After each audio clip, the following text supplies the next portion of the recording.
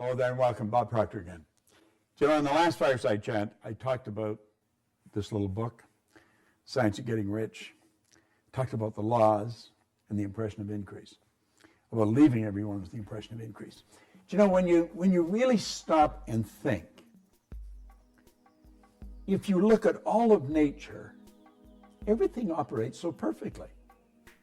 If the leaves fall off the tree, the spring may come back on the tree. Some animals hibernate, some don't. You sit and look at a rose, you could stare at it. It would completely unfold right before your eyes, and you'd never see a petal move. I've often thought a rose is one of the most beautiful expressions of life. But all of nature, we see perfection. There must be perfection in us. Now, the difference between you and I and all the other little creatures on the planet, they are all quite at home in their environment. You and I are totally disoriented in our environment. And that's because we have the godlike ability to create our own environment. Now, when I say godlike, I don't mean that you're God, but we've been created in God's image. We've been given creative faculties. And there are certain laws, and as we study these laws and work with them, everything in our life starts to change. Now, there's a chapter in here that if you just studied this one word every day for a little while, for a month, I guarantee you your life would shift. The word is gratitude. Now,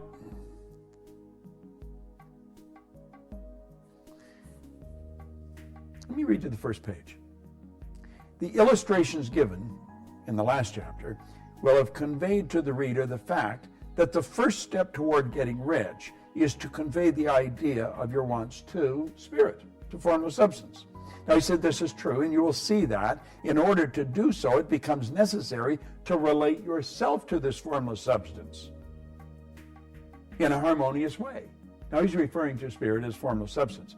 To secure this harmonious relationship is a matter of such primary and vital importance that I shall give you some space to its discussion here and give you instructions which, if you will follow them, will be certain to bring you and your into perfect unity with the mind of God. Now, listen to this very carefully. This is a line, if you will memorize this and then repeat it to yourself every time something goes a little haywire. Let's say we have a financial problem or a personal problem, a relationship problem. Memorize this next statement. The whole process of mental adjustment and attunement can be summed up in one word. That word is gratitude. Now, let me say this again. The whole process of mental adjustment and attunement can be summed up in one word, and that word is gratitude. Now, mental adjustment.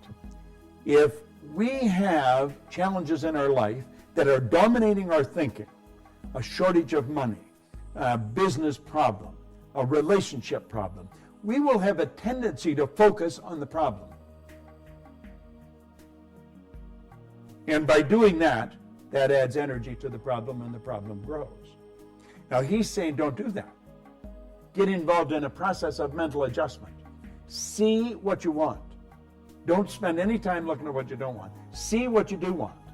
So he said the whole process of mental adjustment and attunement.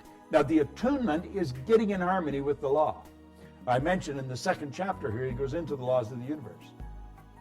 All universe operates by law. So you get in tune with the law. Now think of it. The whole process of mental adjustment and attunement can be summed up in one word, and that word is gratitude. Now, how could we put that to action? Well, let's think of it this way. When you seem to be overwhelmed with problems, they just don't seem to go away. In fact, they seem to be piling up. Just stop whatever you're doing. Block all that stuff out. And stop and think of everything you've got to be grateful for. That's a pretty big order. But if you will stop and think of all the things you've got to be grateful for, like that, everything will start to shift. The whole process of mental adjustment and attunement can be summed up in one word, gratitude. You see, when we are having problems, we tend to focus on the problem and it's poor me. We may even think of ourselves as a victim.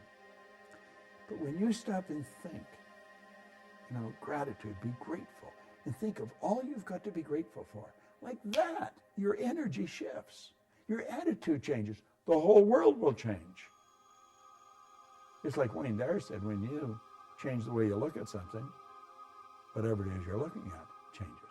And that's true. So if you've got problems, you change the way you look at them, they change.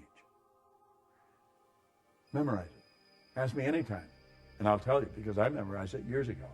The entire process of mental adjustment, get your mind in order. Don't let it be in a chaotic state. Mental adjustment and attunement in harmony with the law can be summed up in one word: gratitude. That is one of the most beautiful words, and it's one of the most misunderstood words in any language. You see, gratitude hooks you up with your source of supply. It puts you in harmony with your source of supply. There is only one source of supply, by the way. Think about this for a while. I've been thinking about it for many, many years, since 1968 when I first read it, and I've never stopped reading it.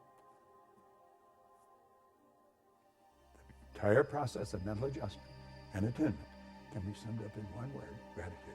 I don't care if it's a relationship, if it's a money, if it's a business problem. Get rid of it by thinking of how grateful you are for what you've got.